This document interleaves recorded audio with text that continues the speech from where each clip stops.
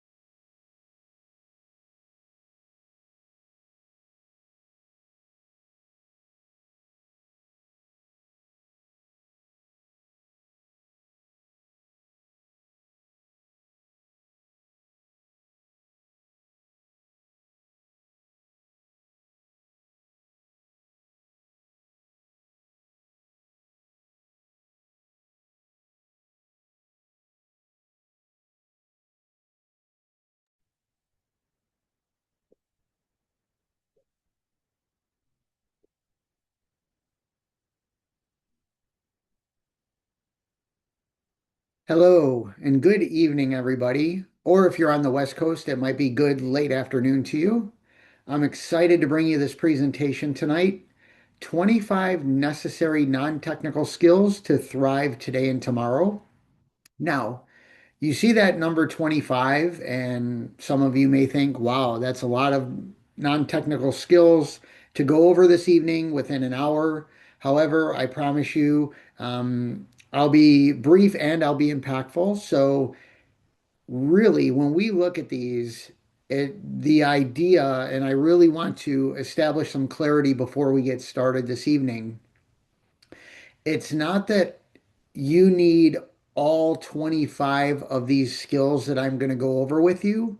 However, in this day and age, with the way technology is moving, the way jobs are shifting, the way we communicate today, there are still a ton of what I call human skills that we all need to cultivate. So this list of 25, by no means does this mean that you need to go out there and practice all 25 of these skills.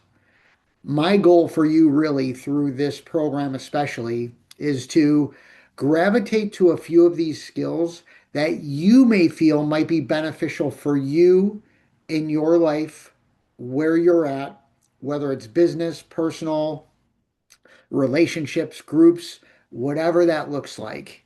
So it's just take it all in, absorb the 25 and see where it leads you.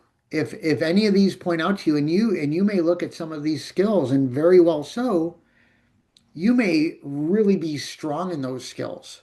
So if you see skills on here that you feel you're very strong in, I would actually put a notation next to those as well if you're taking notes.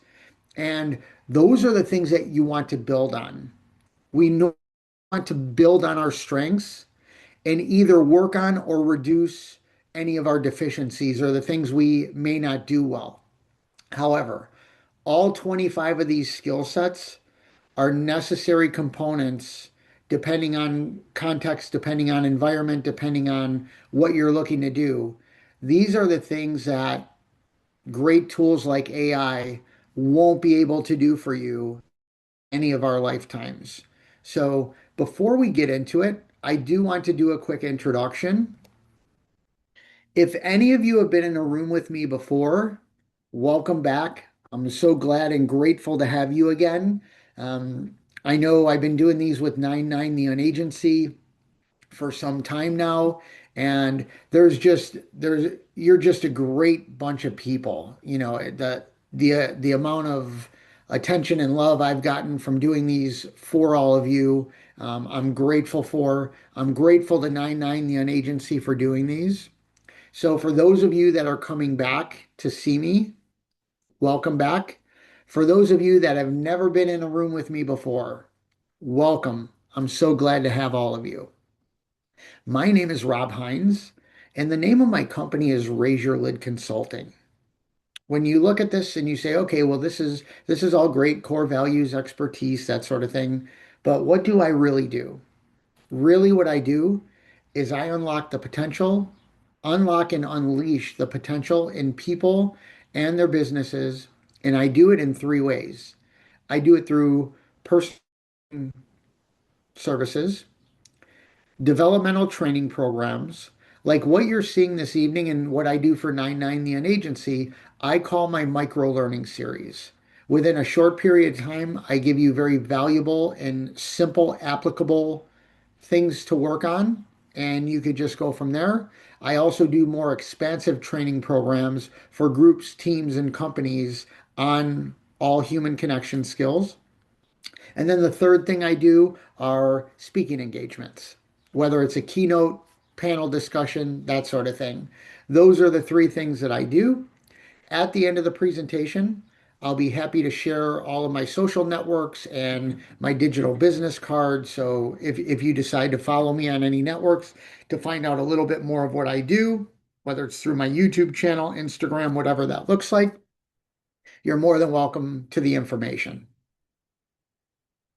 All right. As far as the program this evening and the way we handle things in my programs. If you have any questions about any of the skills that we're going to talk about tonight, if you want me to explain something a little bit different or a little bit further, I'm more than happy to do that. I will make sure we have time at the end of the presentation and I will answer all of your questions. So please put all of your questions in the Q&A or the chat. And at the end of the presentation, I will go through and I will make sure I answer everybody's question. Now, if you do have a comment or a statement or something you'd just like to type in and say, that's perfect. Fine. However, I'll only be reading the questions and answering the questions on air so everybody could benefit from those questions and those responses that I'm going to give. Also, question, it's not necessary to give me a long story or a lot of context around it. Please be as direct as possible with your question. And if it is referring to one specific part of the presentation, please include that in your question. That way I could give you the best possible response. All right. A program like this, why would you take part in this? Why would you invest your valuable time in this? Or why do this at all? One of the reasons is I stated earlier when I was introducing the program itself was there's a lot of technology, a lot of digital communication out there, and a lot of these skills can apply to technology. However, there's also a lot of non-technical skills that technology can't or won't do for us as well as we can do it ourselves as human beings.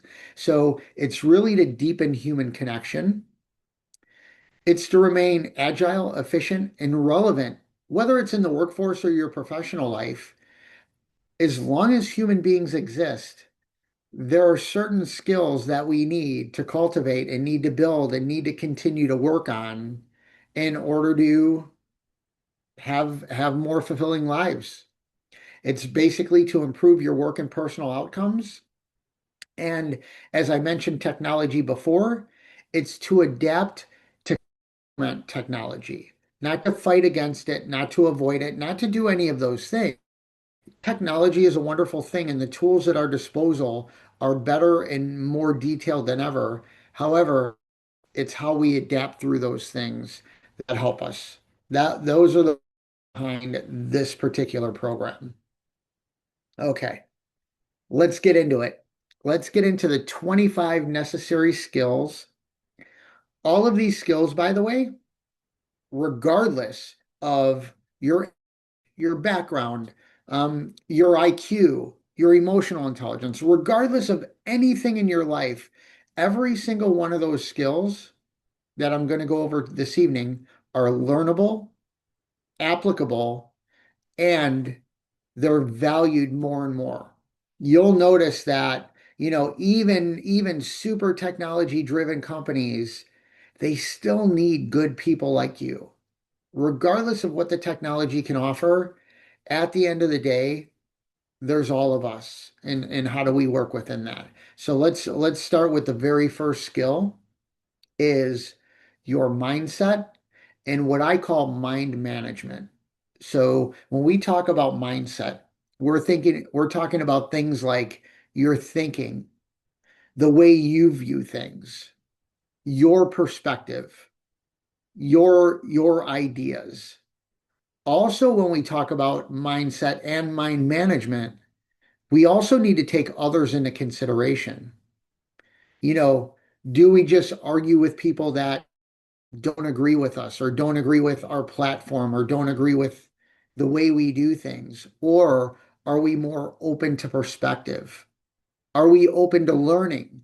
And you see here, there's this fixed mindset and the growth mindset. The fixed mindset, when people have that, it's basically, this is the way it is. This is the way I am. I'm not able to adapt. I'm not able to learn. I'm not able to get better. That's a fixed mindset. And then there's a growth mindset that believes that your abilities can grow and change.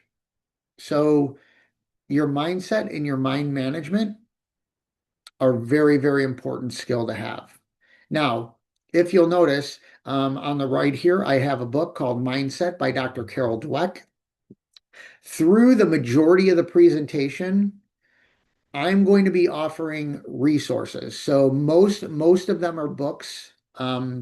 If you want to see my reading list, it's available through my website, which I'll give you at the end of the presentation.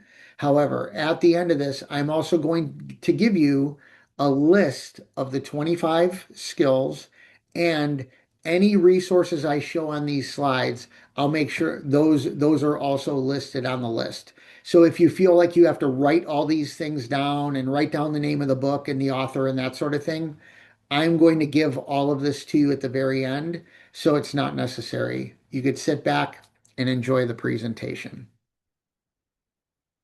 All right, number two. Oof, communication.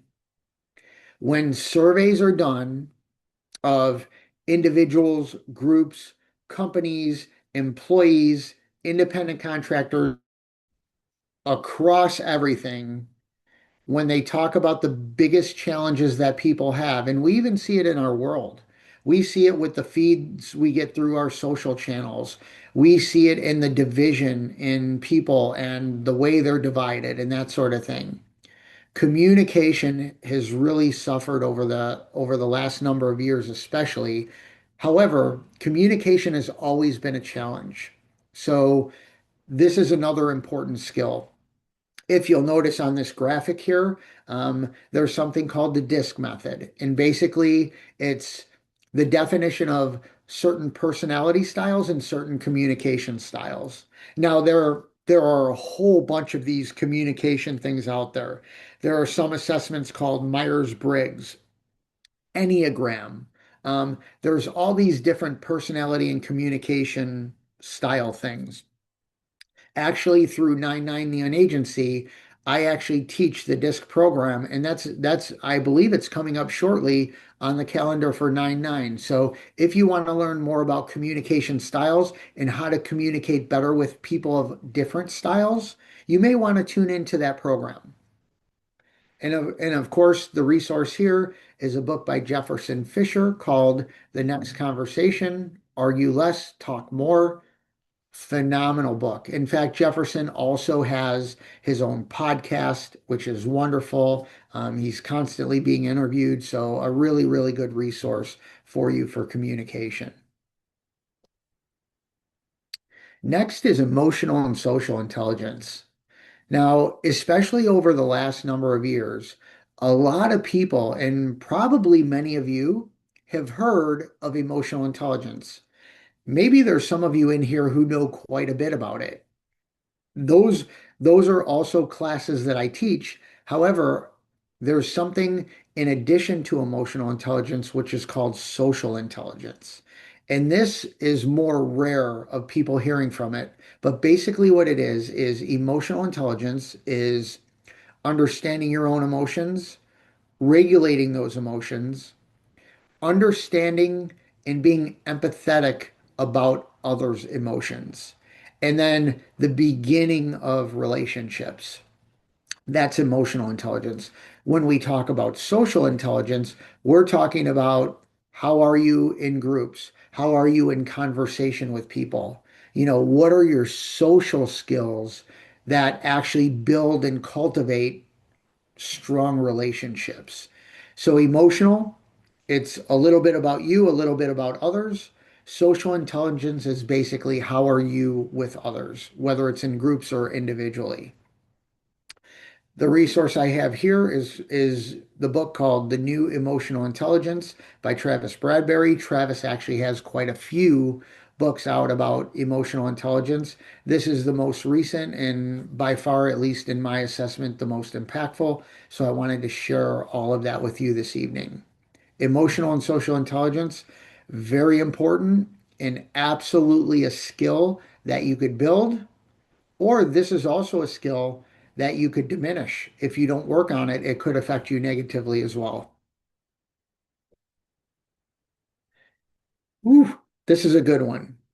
The ability to work with diverse and especially complicated people. Now, I'm going to tell all of you a truth that some of you may or may not like. We're all complicated. We're all complicated in our own ways. We all have our own thinking, our own ways of doing things. We're all complicated.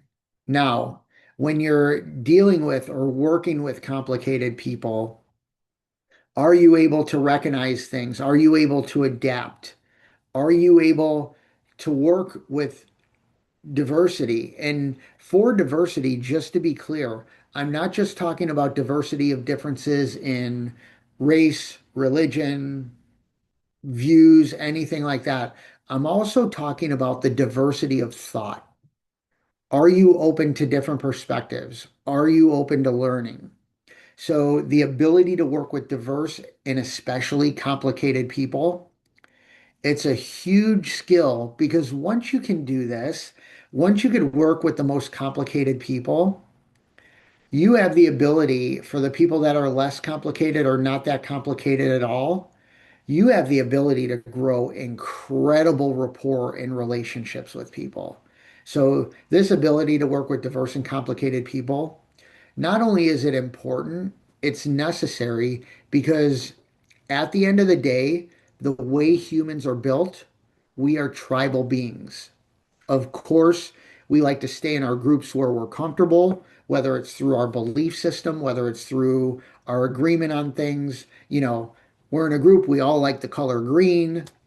We love soccer, so we go to soccer games together, whatever that looks like.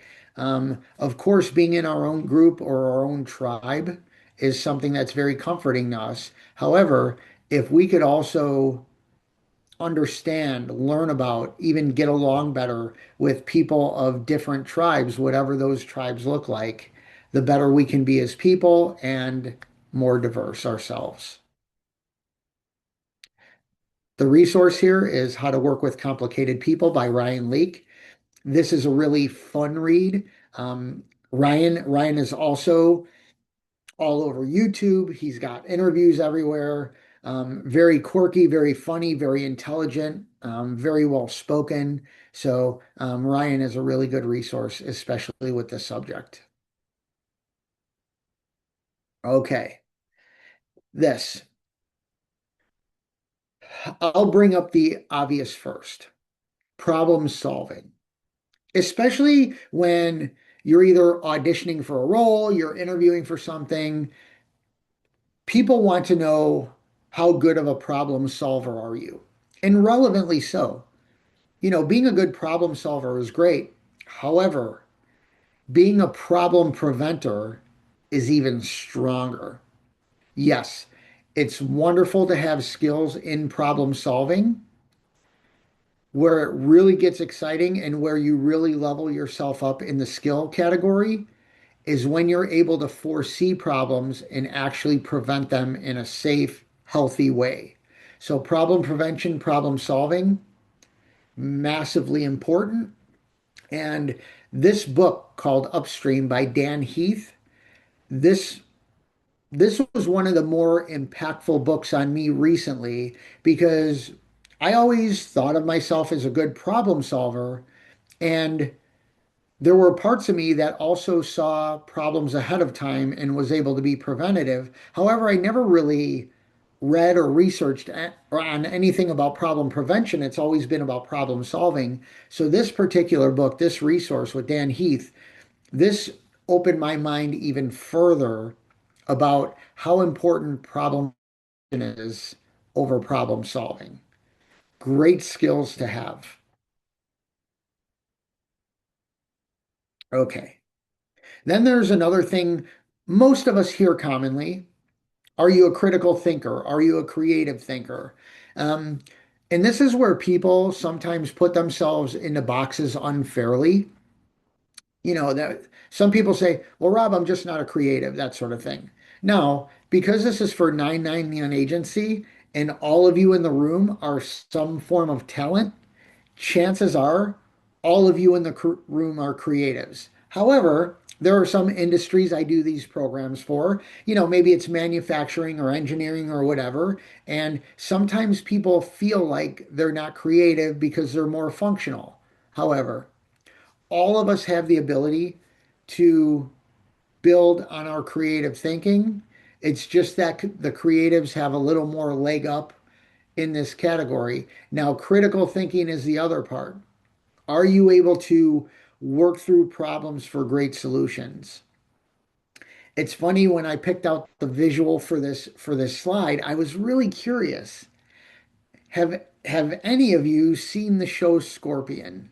Um, my wife and I found it years ago, and we really got into it. We really loved it. A group of geniuses with all different personalities coming together to solve, minor and major problems, that sort of thing. So when I put this visual on here, I was really curious to think who actually has seen the show Scorpion. I'm not sure if any of you have. However, if you have, wonderful. If you haven't, it's a pretty cool show to check out.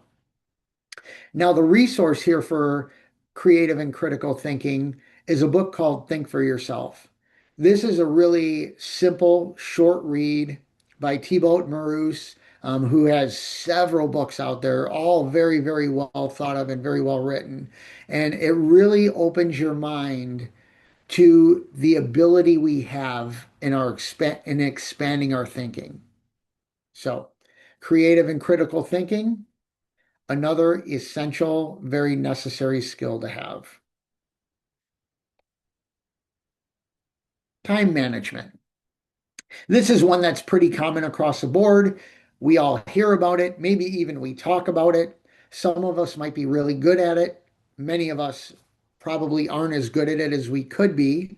However, when it comes to time management, how are you with your own time management? And how are you with other people's time?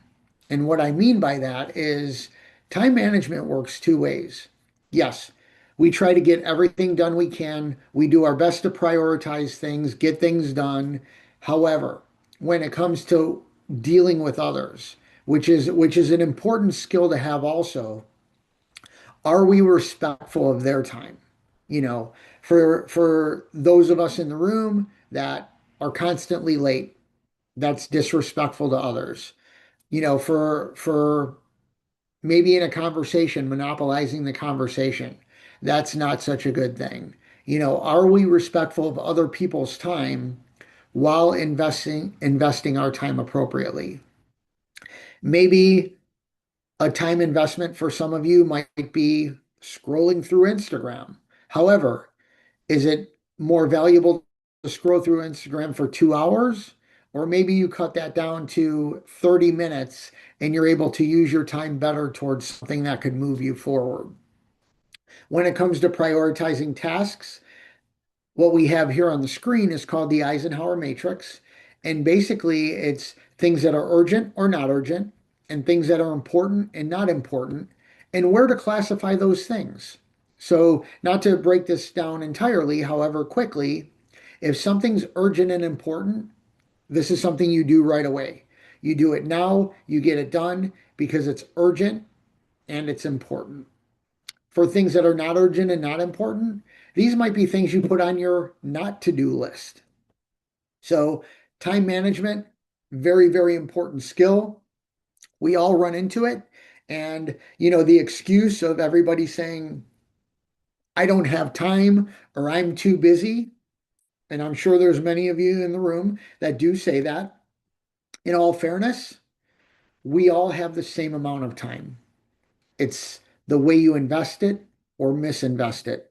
That's what either drives us up a wall, drives us crazy, or keeps us calm, smooth, efficient, and productive. Then there's our demeanor, our attitude. I call it presentation of self. And actually, presentation of self is another program that I do for 99 the agency and other companies, of course, but for 99, the presentation of self. What are you bringing to the table? How do you appear to other people? What is your attitude like? Are you all over the place? Some days you're hot, some days you're cold. And when we went back earlier in this presentation and we talked about emotional intelligence, are you at a high level or a low level?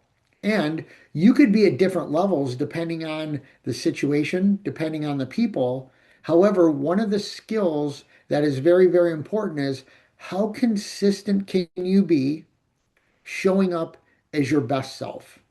Now, that's not to say we need to be perfect. It's definitely not nonsense like fake it till you make it. However, knowing when we're having a certain day, whether it's a great day or a bad day, how are we adjusting? How are we letting that affect other people?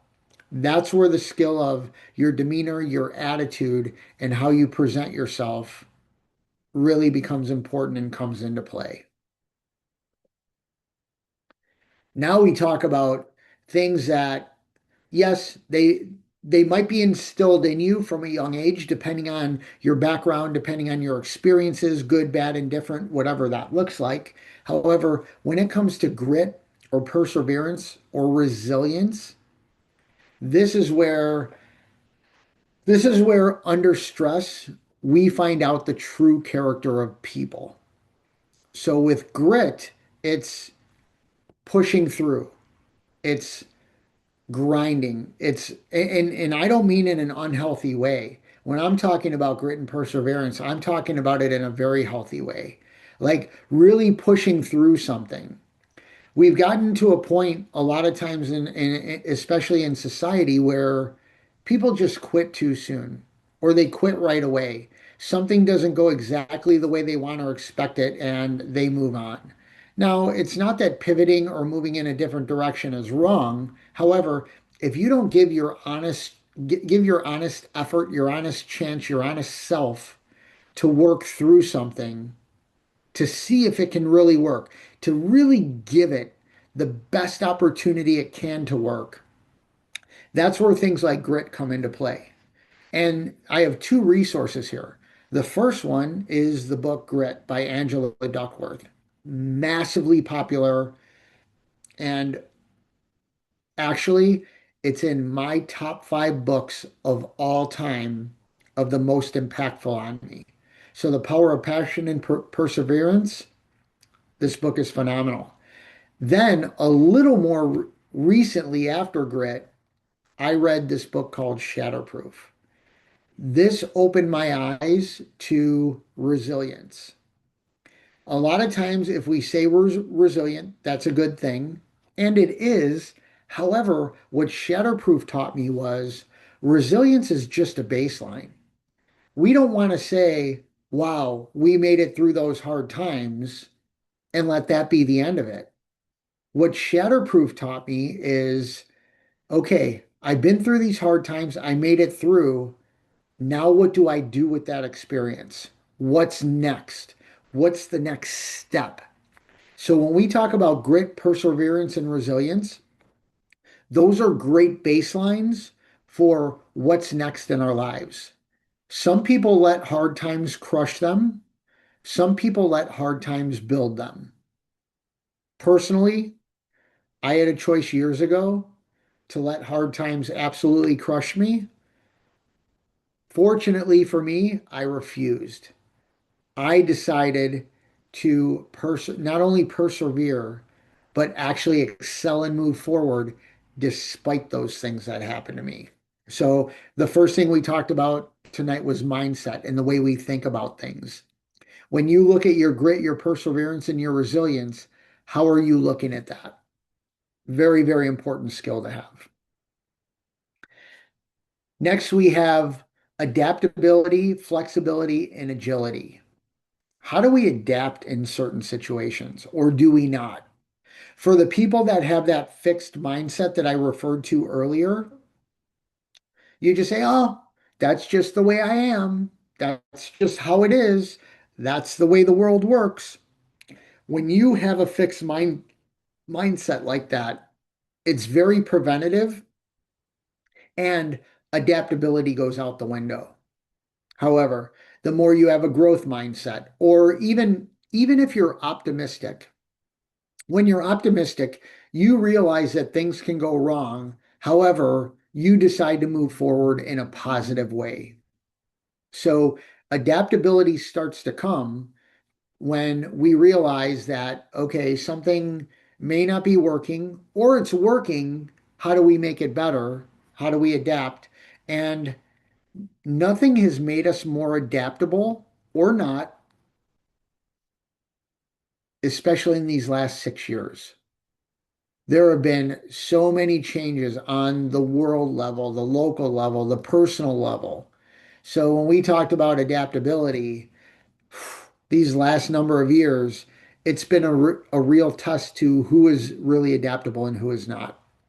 Then when we talk about flexibility, we're talking about not changing who you are. However, can we be flexible? For those of us that might be a little more hardcore and very stern in our ways, are there times that we could be a little more flexible and maybe be a little more softer? For those in the room that may be people pleasers and constant yes people, and you're always giving in, even if it's to your detriment. Can you be a little bit flexible and maybe be a little more stern and a little more harder about certain things? So flexibility is very important. And then there's agility. How quickly can you act? Now, being reactive is okay. Being proactive, and we're going to talk about that later, is actually better. So agility is really how quickly can you be adaptable and flexible? The resource I have here is something called Multiple Intelligences by Howard Gardner. We talked earlier about emotional intelligence, social intelligence. We also know about intellectual intelligence or IQ. So we have IQ, EQ, and SQ, which is social intelligence. Also, in this multiple intelligences, it shows you that there's so many different pockets of how you can be adaptable, flexible, agile by taking on these different intelligences or at least thinking about them. Next is a skill that is one of the more simple. However, especially in today's climate, it's difficult based on what we're fed all day long, based on listening to everybody, scrolling on social channels, what we see on the internet, what we see in the news. This very simple concept of being open to perspective and learning has become more and more challenging because the more we hear things, the more we start to believe it, the more we start to dig our feet in on our stance. Now, when I say be open to perspective and open to learning, by no means, and I want to be very clear about this, I'm not talking about agreeing with other perspectives. I'm not talking about agreeing with other people or changing who you are. All I'm saying here is being open to listening and learning more about it. That's it. And maybe you just by having a better understanding of a different perspective, that might be enough for you to resolve conflict with somebody, or maybe even build a closer rapport or a closer relationship with somebody. Just by being open to perspective and learning, it opens the doors for a lot of different things. The resource I have here is a book called Limitless from Jim Quick.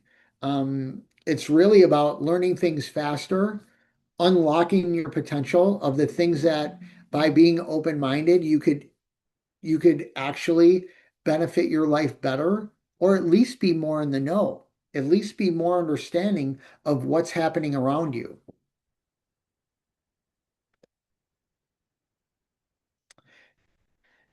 This particular segment is tough for people that dig in their heels about a lot of things.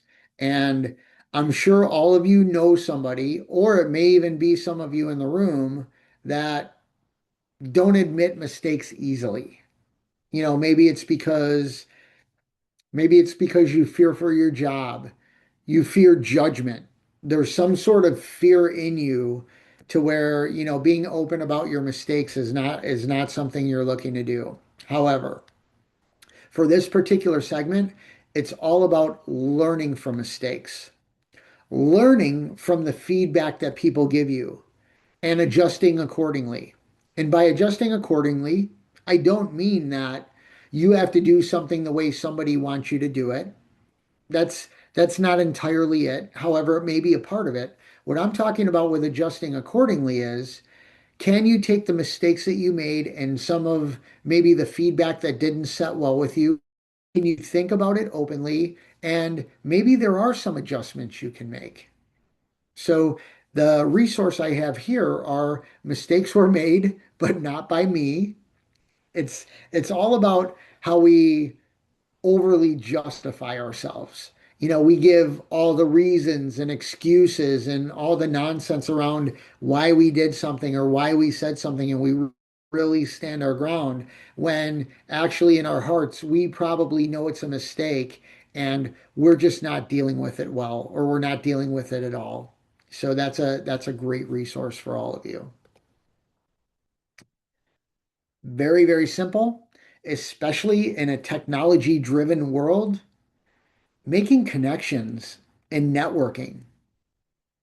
All of you, you know, everybody in this room is part of some sort of talent, whether it's music, modeling, acting, producing, directing, all the above. All of us in this room are talent. So when you're talent, how do you make connections? How do you network with people? Um, in my social intelligence class, I also have a segment of that of successful networks. So what does that look like? How are you making connections? How are you networking with people? And networking is actually it's a subset of a skill set of social intelligence. And once you start to gravitate to that, you'll notice you'll connect with more quality people, and you'll reduce connection with the people that aren't maybe of quality, which is a great thing. You continue to develop yourself, and when you start to develop the people you connect with, you'll notice that everybody rises by that. So absolutely fantastic to make connections and network. Next is leadership. I do a ton of work and a ton of coaching on leadership skills. Now, without getting deep into leadership itself, leadership starts with you. You lead yourself before you lead others. Also, leadership is not a position, it's not status. You could be the boss, but maybe you're not a good leader. You could be the manager, maybe you're not a good leader. Leadership is all about others, building others, guiding others, inspiring others. That's what leadership truly is. And the same goes for leading yourself. Are you leading yourself well? Because it's possible, but it's also far more difficult to lead other people if you're yourself well. And you even see this in people. Maybe you have a boss, or maybe you work for, or you get on set with somebody, and you notice that they act like a leader. However, they're not about other people. So I actually put three resources on here.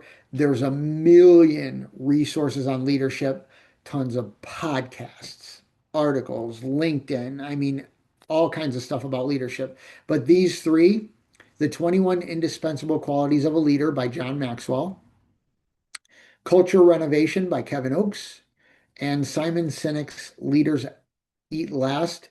These are three leadership guides, however, all in different context. So really, really good resources. Leadership is important. This is a skill that takes a long time to cultivate. It takes probably the most patience to be consistent with, working through conflict. Now, When I teach classes on conflict, one of the first things I teach is you could either look at conflict as a bad thing, which I call a pit, or you could look at conflict as a healthy thing to build a bridge. And I'll just quickly go through this and then we'll move on. With conflict, yes, some conflict is bad. Also, some conflict can be good. A good form of conflict is, hey, all of us have these ideas. Let's work through this to see which idea would work the best. That's still conflict. Conflict can even be where you decide to go to dinner with your friends. That's conflict. So conflict is unavoidable. It's everywhere in our lives. It's really how we work through conflict that becomes an absolutely wonderful skill. Once you can work through conflict, your leadership improves, your communication improves, your emotional and social intelligence improve.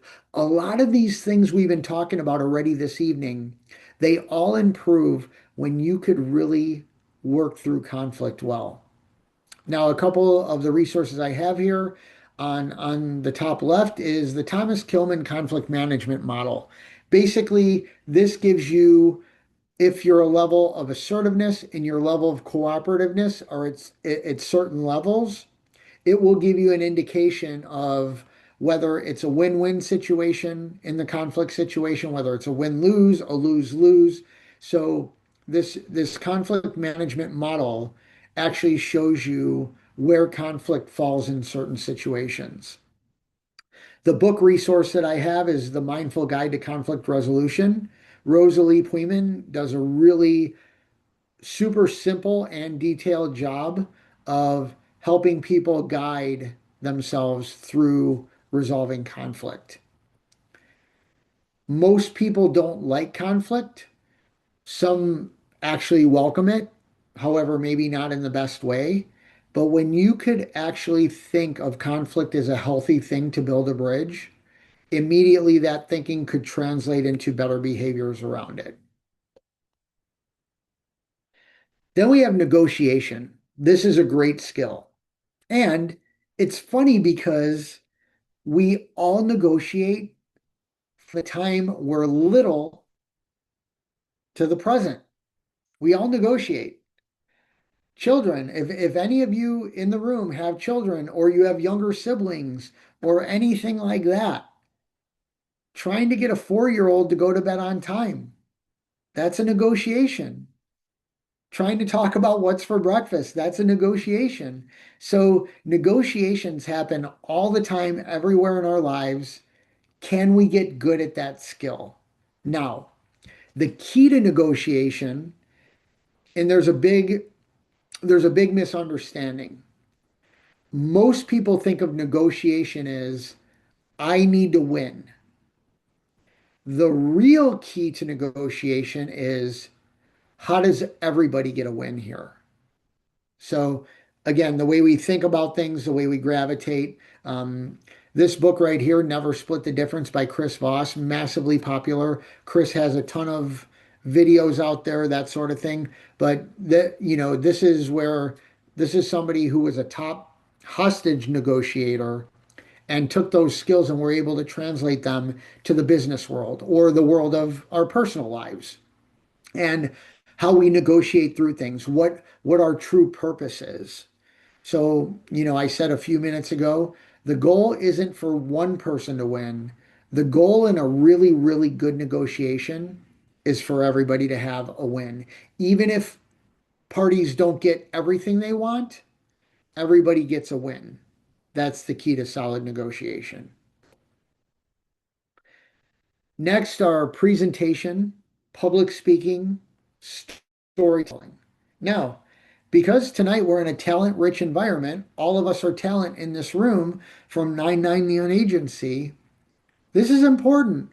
And I don't think I need to go into a lot of detail about this. However, when we could cultivate really good presentation skills, now it's interesting because some of you in the room may be great actors, some of you great singers, some of you may be fantastic models. Presentation, public speaking, storytelling, that's part of the skill set. The other part of that skill set is how we do that just in life. And we talked about presentation of self earlier. That falls into it. How are we just in a group? Even if we're not on stage or in the recording studio or anything like that, do we also implement these very, very important skills that all of you have to some level? How are we practicing that in life? And I found this book to be fascinating, The Art of Practice by Peter Hollins. Great, great resource for that type of thing. Next is sales, marketing, and messaging. Okay. Some of you in the room say, Rob, I'm not in sales. Just like negotiation, we're all in sales. You all have to sell yourselves, whether you're auditioning for a role, whether you're on a job interview, whether you're trying to build a relationship with somebody, you're in sales. All of us are in sales. We're all selling ourselves. We're all marketing. We're all messaging.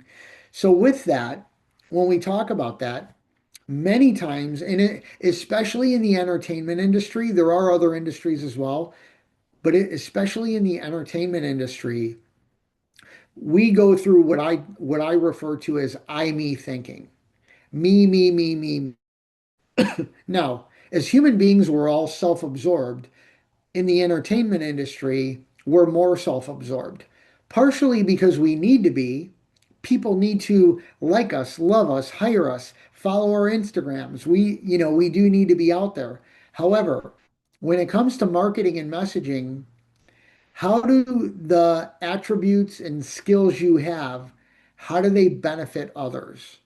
So the resource I have here is called They Ask You Answer. It's basically reverse engineering our thinking to say, okay, how do our skills benefit others? And that's what we start talking about. I started to take on this messaging. So for any of you that look up my social channels, I normally have something in there that says, okay, yes, here's a little bit about what I do. However, here's how it benefits you. If you work with me, here's how it benefits with you. If you follow me, here's how it benefits you. So when it comes to sales, marketing, and messaging, first and foremost, we're all salespeople. Secondly, the way our messaging is, the way we put messages out to people, the way we market is very important because all of us are self-absorbed. Everybody wants to know, okay, well, what's in it for me? So if you could help point out what's in it for other people by knowing you, by liking you, by working with you, by following you, whatever that looks like, the better off you'll be. So those sales, marketing, and messaging skills, very, very important. Now we talk about proactivity. This is where we get ahead of things. It's it's not that something happens and then we react to it. It's how we could get ahead of it. Can we be proactive? Now, there are some things to where stuff happens and we do need to react to it. That's great. However, for the people that are mostly reactive, they're sitting back until things happen and then they decide to act. A lot of times we're not only missing quality in that, but we're also stressing ourselves out by being reactive. If you could think a little bit ahead and be a bit proactive, that's a valuable skill to have. The book called Get It Done Now, Own Your Time, Take Back Your Life by Brian Tracy.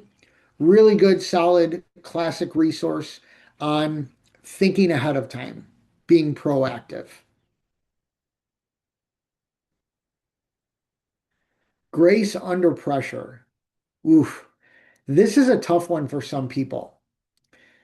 I may have mentioned the quote earlier, but there's a million different quotes about it. I'm just going to put it in my own words.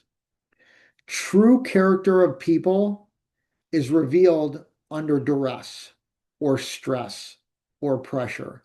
You really find out who you are and you really find out who other people are under pressure. And I'm sure all of you could think of some person or some point in your life or multiple things to where under pressure, you thought somebody might have been some way, and then they ended up being another once the pressure was put on them, that's when you see people's true character. So having grace under pressure is a great skill and very key to have. Then we talk about things like humble confidence and genuine, respectful authenticity. And I'll break this down. So one of the programs that I do teach for 9-9 and other people is habits that lead to confidence, how to build your confidence. When I talk about humble confidence, it's more along the lines of less ego, less power tripping, and just knowing that you're good at what you do, you're a good person, being confident in that, however, without being verbose, without being egotistical or narcissistic or anything like that, truly being humbly confident, just knowing that you have the ability to do something shows on its own. So humble confidence is a really, really important thing to start to gravitate to. And then I talk about genuine and respectful authenticity. We hear the term authenticity all the time. Be you, be yourself, be your true, authentic self, all of that stuff. Yes, however, there's a missing component to that. Yes, be yourself. However, be yourself with respect to other people. For example, somebody that's just loud and obnoxious and they just say, well, that's my true authentic self. That's just the way I am. That's the fixed mindset. However, if they're respectfully authentic, they're going to realize, you know what, in this situation, maybe I need to adjust a little bit and tone myself down a little bit. We're not asking you to change who you are. We're asking for adaptability, which was one of the previous skills that we talked about this evening. So being humbly confident, just showing through your mannerisms, the way you act, the way you appear, humble confidence, and then genuine authenticity with respect to others, massively important. And this right here will build you some of the strongest relationships you've ever had if you could practice those things. Ugh. This next one normally chills a few people. Being personally responsible or personally accountable. For those of you in the room or those of you in the room that know people like this, that constantly blame everything else and they never take personal accountability. It's either the government's fault, the state's fault, this person's fault, my mom's fault, you know, my job's fault. Constantly blaming, turning the attention away from them, not taking personal responsibility or being accountable for their own actions. That's where those people have a really tough time. If you could be personally responsible, we talked earlier about learning from mistakes. That's part of personal responsibility. Saying, you know what? Yeah, I actually screwed this up a little bit, or I really didn't do the best I could. I'll make sure I note that. I'll make sure I adjust that. That's where personal responsibility starts to build. The same with accountability. Do your part. If you don't do your part, be honest that you're not doing your part. Much of this comes down to things like honesty, integrity, walking the talk, doing what you say you're going to do. The other part of personal responsibility and accountability is, can you look in the mirror honestly? Very, very tough thing for many people to do. Now we talk about growth, self-investment in your development. All of you, and I'm grateful for it, you've all invested your time in me this evening to help teach you some skills or open your mind a little bit, or maybe even help you adjust your thinking. That's self-investment in your development. You know, whether you go to classes, you listen to podcasts, you have great discussions with people. you join some really inspiring networking groups, whatever that looks like. When you self-invest in development, growth is just about guaranteed as long as you're taking action on it. Now things like reading books and listening to podcasts, that's all good. The true benefit in your development, though, is taking action. For example, we're at 23 of the 25 skills. If you leave this program and you said, okay, that was fine, and you do nothing with it, that's up to you. If you pick one, two, three, maybe several of these things, you say, you know what? I'm going to learn more about it and I'm going to take action on them. Now you're creating growth. Now you're developing yourself. Wonderful thing to do. There's there's an old debate that still exists. It's still out there. And it's along the lines of, Rob, do we work more on our strengths or do we work more on our weaknesses? There are multiple perspectives on it. However, I'll share the view that I've experienced as the most successful, not only for myself, but those that I serve. Spend the majority of your time building your strengths, and for your deficiencies or the things you don't do well, either you decide to improve them or you could minimize them or even delete them. If there's something that you're doing that really doesn't have an impact on your life and you're not good at it, you can just not participate anymore, not do it. That's fine. However, if there's something like let's say, you know what, I really need to improve my emotions. When I get well when I get welled up or worked up in the moment, I spout out at people. That would be a deficiency that I would encourage you to build and start to work on. So if you needed percentages in this, you could work on your strengths 70% of the time, manage or minimize or improve your deficiencies 30% of the time. And those percentages could vary depending on who you are as a person and what you're trying to do. But really strengthening your strengths, that would take precedence. And then weaken your weaknesses or build on your weaknesses, that could be secondary. And then we get to the last part of this evening. Focus on character and competence. So much of the things we're fed today matter less than character and competence. Who you are as a person, how you treat other people, how you treat yourself, your true character, and then we talk about competence. What are your abilities? What are the things you not only add value to yourself, but you add value to others? So, how are you as a person, your character, and what is your competence? What are your skills and how do you afford those to others or how do you build them within yourselves?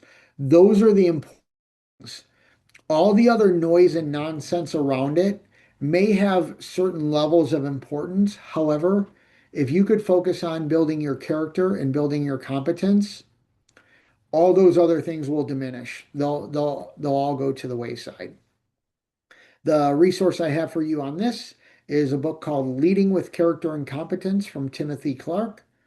Just a really good read, a really good guide of being more realistic about the things that truly matter, character and competence, versus the things that matter less.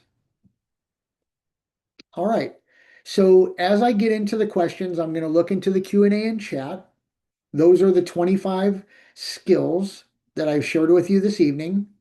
And while I'm looking through the Q&A, as I promised you, if you scan this QR code, it'll actually give you the list that you could download into your phone. You could screenshot it. You could do whatever you like with it. You could share it.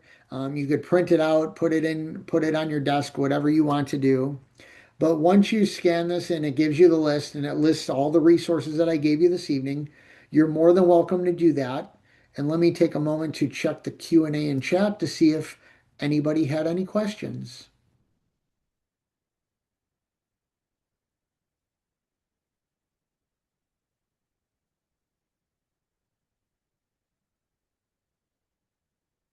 Okay. There were a couple of comments, so thank you for the comments. However, there are no questions for this evening. So with that said, hopefully all of you were able to scan the QR code and download your version of tonight's outline and layout. If you want to know more, if you want to have a conversation, anything like that, um, you can reach out to me and I'll share my information.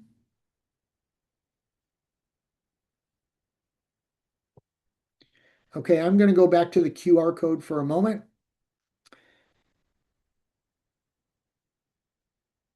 Somebody said the QR code wasn't working, and I'm testing it right now, and does work. It could be possible it's not working on your device. So if you want to reach out to me, happy to send it to you. Okay, somebody also asked where's the code. I'll just leave the code up here for another minute. And let me do one last sweep to see if there's any other questions. Okay, now it said the QR code is working. Wonderful. Okay.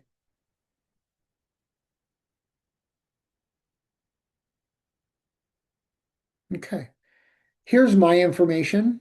Here's where you could find me, my website, LinkedIn, Instagram, Facebook, that sort of thing. I also have a YouTube channel as well.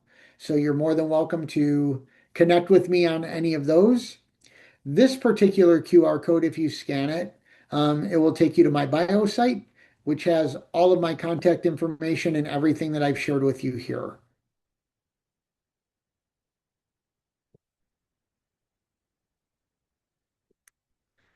Okay, and that appears to be it. I'm grateful for all of you. Thank you for being in the room with me this evening. I hope you enjoyed it. Please join me in a future 99 Neon Agency. I'm glad to be with all of you. Have a wonderful evening and all best wishes to good night.